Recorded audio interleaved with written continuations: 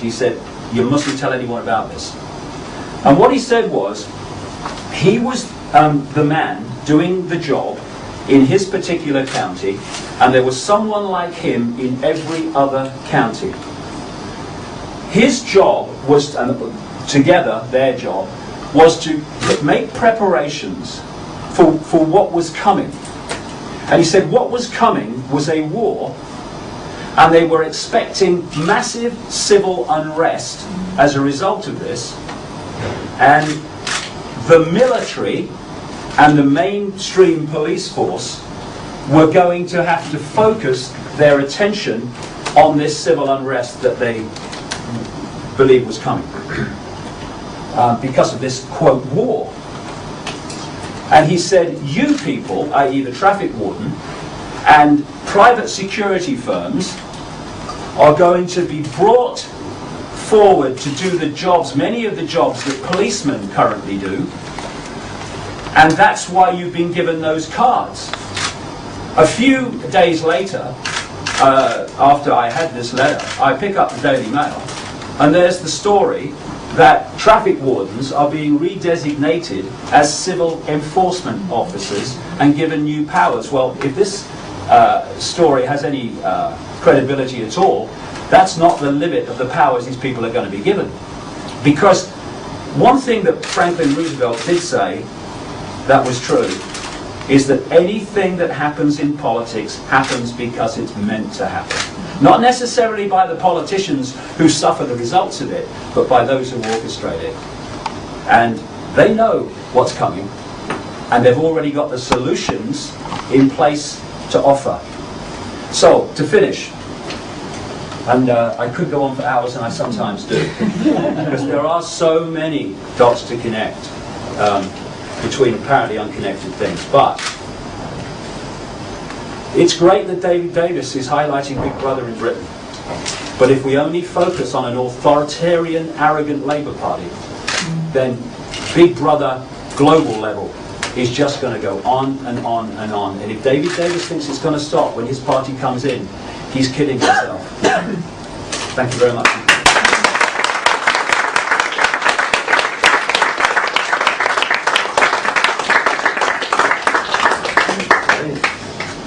Cheers, mate. Pleasure. Yeah, very good. I got all those bloody things. I picked one up once. Yeah, what's my chiropractor? Yeah, we'll take questions. David Davis's motivation, whether you think something's controlling him perhaps, or and how you expect to do in this election. Two things there. One, I'm taking David Davis at his word, and whether it's genuine, and I think on one level it is, at least on one level it is.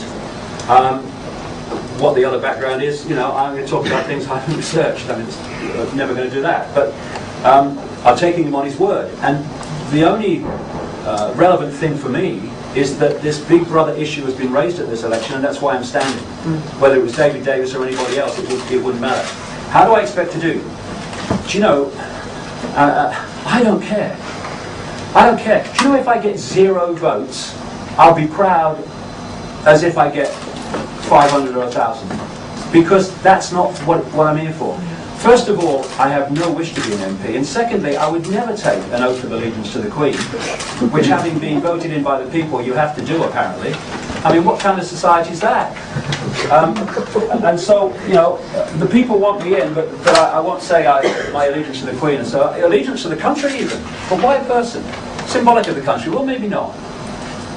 So it doesn't matter to me at all how I do. That's totally irrelevant. I mean, when you've had the shite that's been thrown at me in the last 20 years, you don't care really what people think of you. I mean, it just wash that away, and as a result, gives you the freedom to open your mouth and say what you think, instead of going through mental gymnastics of how do I get people to like me. I ain't interested. Information is what I'm interested in. And just very quickly, there's another point I'd like to make. In Bloomberg, you reminded me. A massive area of Big Brother is money. Now, we don't seem to ask the fundamental questions. What is money? Who creates money? Who decides how much money is in circulation? And I've asked economists, and they can't tell me. And it is an extraordinary story.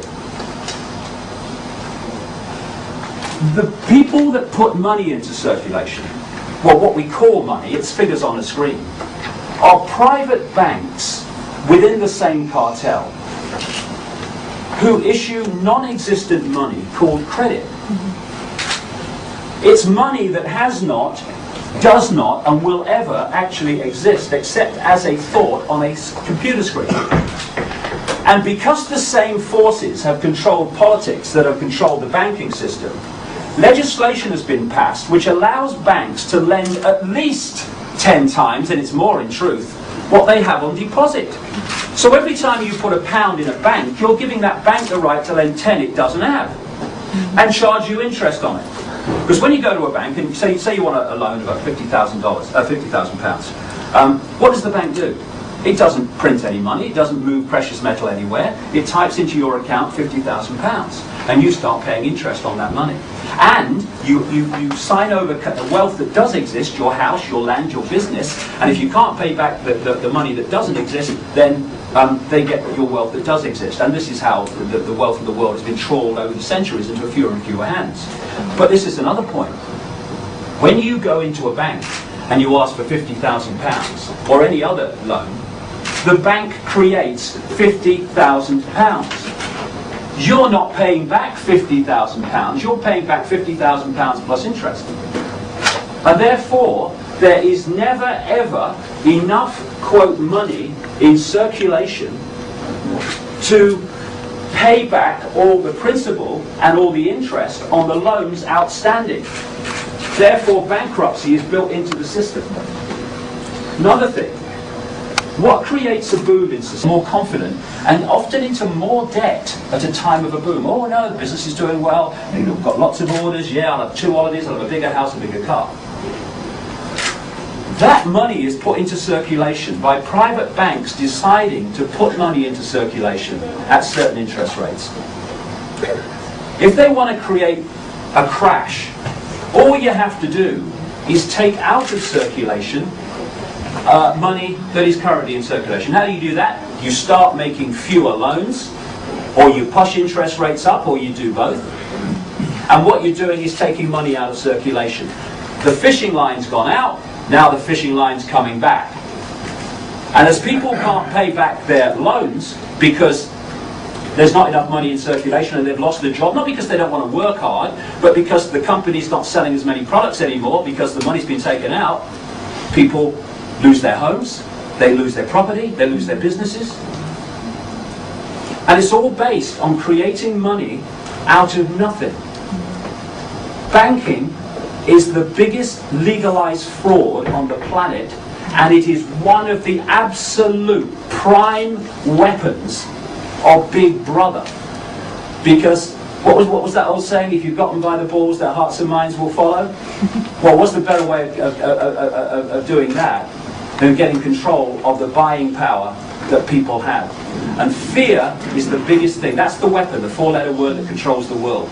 Once people are in fear of anything, they invariably give their power away to anyone or anything that they believe will protect them from what they have been manipulated to fear. So, David Davis, great, but it's bigger than you think. Yes, mate. Andrew Vine, Yorkshire Post. Hello. Can you tell us what you're planning to do in the way of campaigning while you're up here? Well, like I say, a week and a few days ago, I was sitting on the Isle of Wight. And the response to me saying